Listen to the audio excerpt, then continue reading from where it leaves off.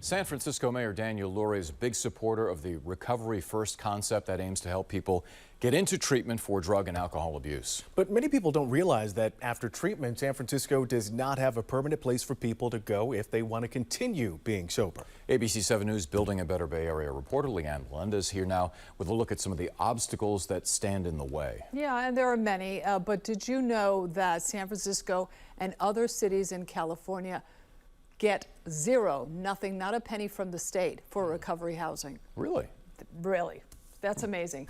That's because the state has wanted to get as many people into housing first, regardless of whether or not they use drugs or alcohol. So basically they're saying, let's get them off the streets first, and then we'll deal with their substance abuse. And that was fine, except that fentanyl has slowed down any prospects of solving the housing crisis. The Drake Hotel in the Tenderloin offers free housing to those transitioning out of prison. The program comes with a condition. When the person comes for the interview, we do an intake screening, and we let them know that, it's required that you stay clean and sober, and that it's 1 year you get free housing, and also you are required to go to 2 groups a week, and it's an 11 o'clock curfew. The city is slowly transforming a few old hotels into temporary recovery housing, like this one. The Civic Center Motor Inn will be converted into a sober living transitional housing site. The Marina Inn will be a 2-year recovery housing facility located on Octavia Street in the Marina District. Both have a common denominator. Both are temporary housing. The city now likes to call them interim housing. An interim implies that it's actually leading to something, but it actually isn't. When people are done with their 2-year stays, they got to either move to a place with drug users or leave the city. The reality is that San Francisco has nothing for those people who want to live in a permanent abstinence environment. I truly believe that people should have a choice, but there's no choice for people to live in drug-free housing because we don't have none. We don't have any drug-free housing. San Francisco nearly got there. In early 2024, then Mayor London Breed was about to open California's first permanent alcohol-free supportive housing facility right here between Chinatown and North Beach. It was the best economic deal San Francisco's ever seen. We got a lower rent than you can ever get. We got free commercial space. We had 150 units. The city walked away from the best deal. It'll never see a deal like that. And they took the money and they put it into temporary housing, and at a much more expensive rate. What happened?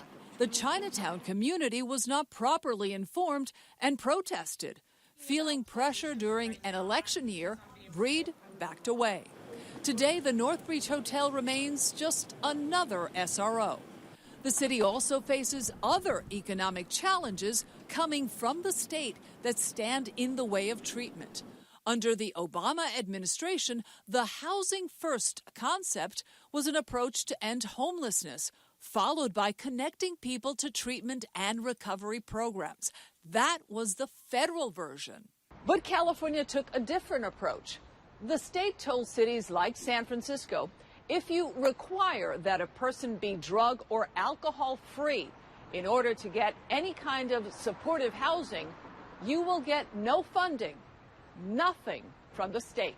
This means that currently the city has to fund its own interim recovery facilities. We've got to get people inside, but we also have to get people off of drugs. Assemblymember Matt Haney has introduced legislation that would allow California cities to support their own sober living programs by using up to 25% of what the state gives them in funding for homeless housing. For some folks, they're ready for sobriety, and they're ready to be held accountable, and we should help them in that journey, not shut them down and get in their way.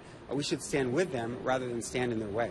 I've been fortunate enough to get my life back because, I have 32 years sober. But some are concerned about the implications of the word permanent and the astronomical cost of supporting people for what could be the rest of their lives. Taxpayers are footing that bill for the rest of their lives. And that's not teaching people how to be free. That's not teaching people how to stand on their own.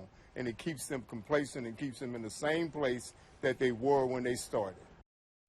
Meaning at some point you have to cut the cord, except that Both sides agree for those completing recovery, because San Francisco is so expensive, they either have to live in an SRO in the Tenderloin or leave San Francisco. Now, I know 3 people who have quit fentanyl, and the 3 of them have left the state. Wow. So Because they're they can't- leaving the state of California Yeah, altogether. absolutely. They've gone home. Wow. Yeah, I mean, San Francisco can't take on the burden for No, everybody. yeah, This is not a it's- lifetime commitment, Yeah, right? yeah, exactly. It would be, like I said, astronomical cost for taxpayers. All right. Interesting. Thank you, Leanne. Sure.